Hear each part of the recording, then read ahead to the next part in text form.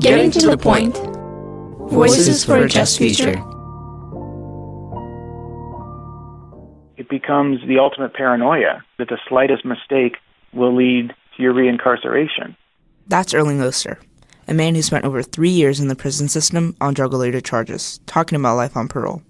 Oster is just one of many members of the formerly incarcerated community who struggle with the pervasiveness of recidivism, always under the threat of reincarceration.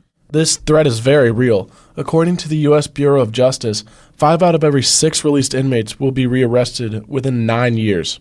And there are many reasons for this. Lack of access to affordable housing and employment, stigmatization, and addiction contribute to the many people's return to prison. But ironically, as Oster points out, the systems meant to prevent recidivism, like parole, can cause fear and become counterproductive. He contends that most parole officers begin with good intentions, but a lack of empathy can result in the appearance of malice.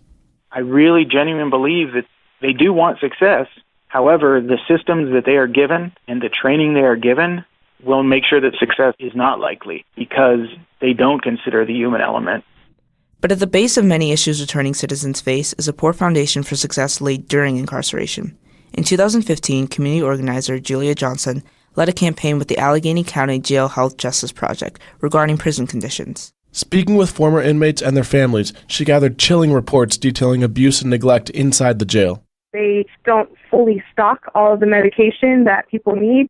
People are asking the guards for help, and the guards are saying, sit down and shut up. Women have been especially harassed and abused by the guards. The guards will come in and start beating someone who's in the middle of a seizure.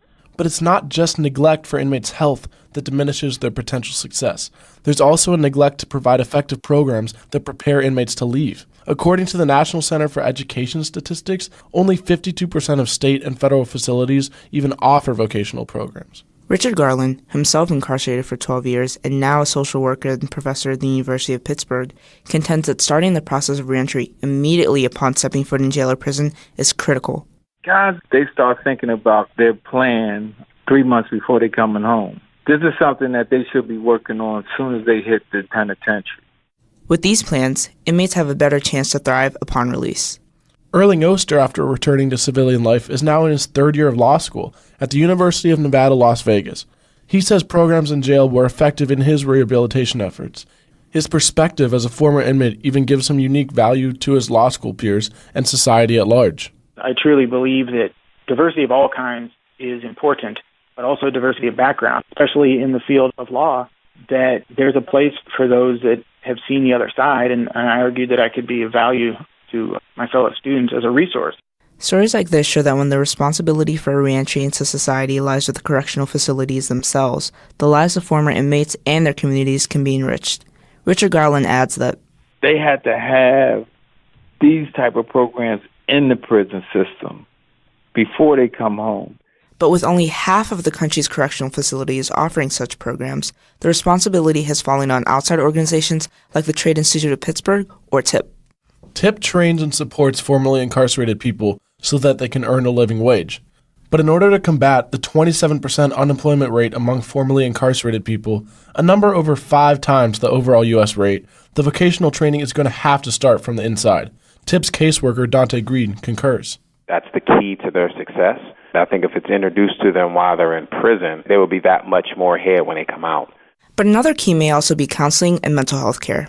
In discussing the issue as it relates to students at TIP, Dante says, that's probably the most important piece that we have here is the counseling piece, and especially most individuals that we have here, because in our community, being in poverty-stricken areas, we don't really look at counseling or we don't look at mental health. And when returning citizens get the help they need to secure self-sufficiency, they are less likely to return to prison.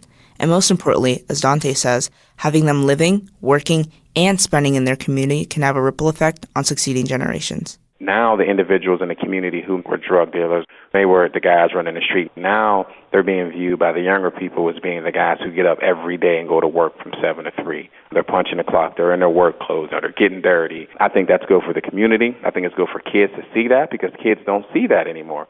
That's Zoe Vong Tao and Jake Barber. Getting to the Point was produced at the studios of the Saturday Light Brigade by students participating in the Heinz Youth Philanthropy Internship Program. All statements and opinions are those of the speakers and do not necessarily represent those of the Sarah Heinz House or any other collaborating organizations. More information on the Youth Philanthropy Internship Program is available at heinz.org.